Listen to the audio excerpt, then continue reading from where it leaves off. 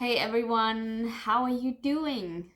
I know I can't hear you, but please write in the comments what's going on. How are you doing?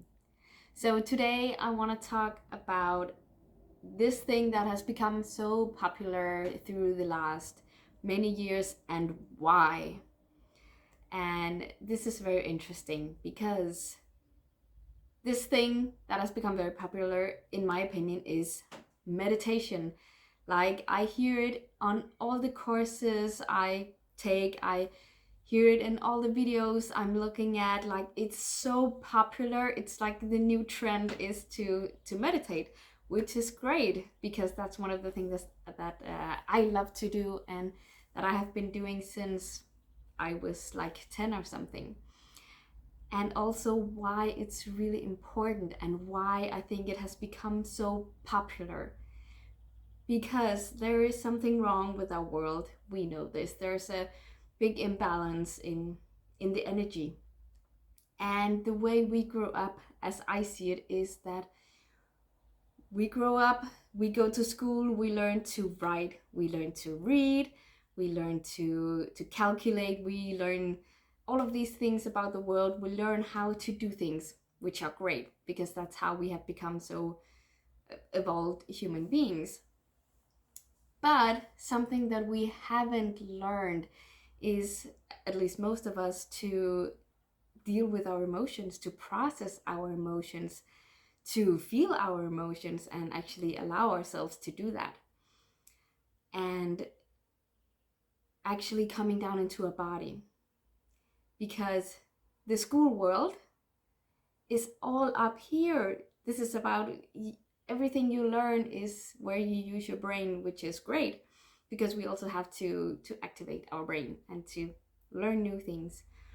But why I think so many people meditate right now and are drawn to that, and it's coming up more and more, is because we get so stressed out being in our brain constantly. We are not grounded.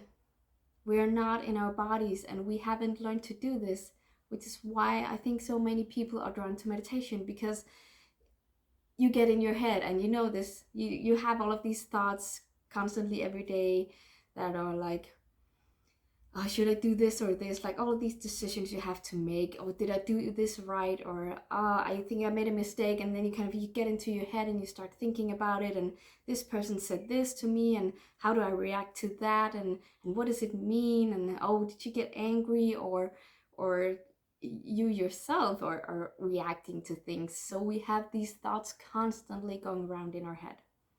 And these were kind of just daily examples. So then if you're working, then you have a lot of things there, which is usually like thinking about things. Whatever work you're doing, it's usually up here. You're using your brain again. So we never get to come back into our bodies and to relax and to feel grounded because it's all up here. And that's why I know I have been stressed out a couple of times, and maybe why you also feel it hard to ground yourself, and it's hard for you to make decisions because you're trying to think your way out of everything, because you haven't learned to feel into your body, to listen to your heart, to kind of to see the signs, right? The putting in your stomach, and that kind of sensation, like that tension, that it means stress is coming, like you're getting overwhelmed, it's becoming too much because you're all up in your head.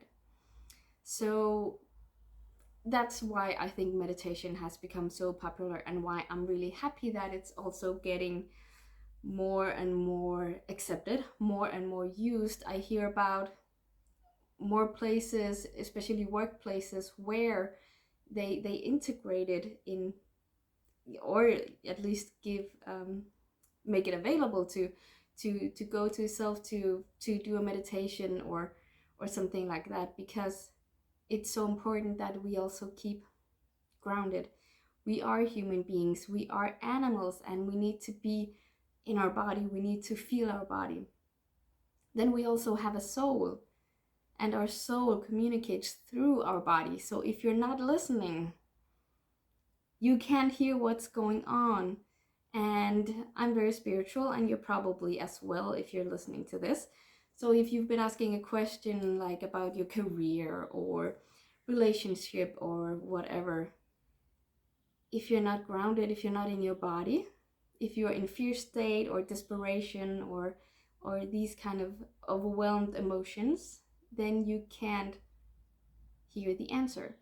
And I really love, I think, Martha Beck, her way of saying it. It's like you can ask a question from fear and desperation, but you cannot receive it if you're not home. Like if you're not at home, you can't get the mail.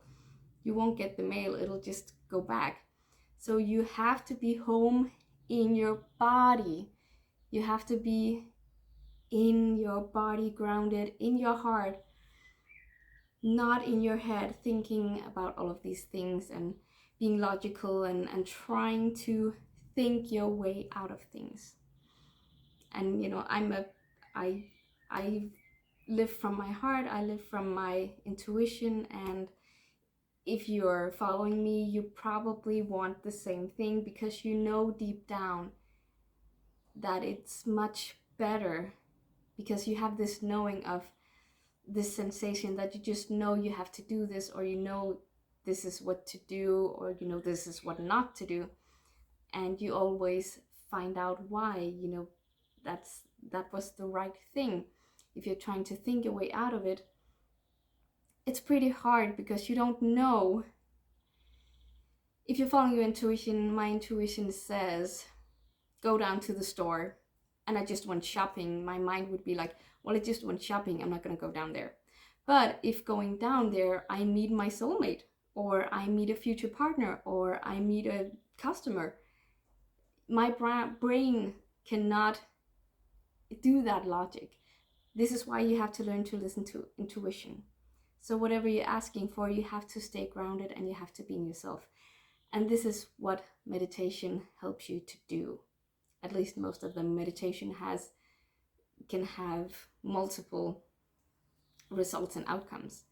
But the body connection work that I do is to help you connect with your body and to get these messages, to interpret these messages, and then to follow them. Because that's the hard part. One thing is listening, the other thing is actually doing it, because you have to go through some fears, you have to go through some kind of emotions.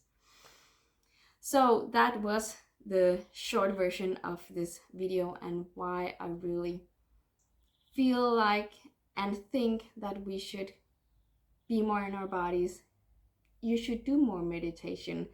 And I also love this, I don't remember who said this, I think it was a monk or something, that if you don't have, you have to do 10 minutes meditation every day, just 10 minutes.